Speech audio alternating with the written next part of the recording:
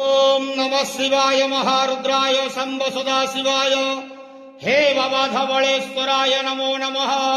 दीपं ज्योति परं ब्रह्म दीपं ज्योति जनार्दनः दीपहरतु मे पापो पूजा दीप नमस्तुते। धवळेश्वर महाप्रभु संसार सुखी रखंतु। आज शुभ शुक्रवार रे समस्त श्रद्धालु भक्त मानक आशीर्वाद करंतु। समस्त श्रद्धालु भक्त मानकर मनस्कामना पूर्ण करंतु।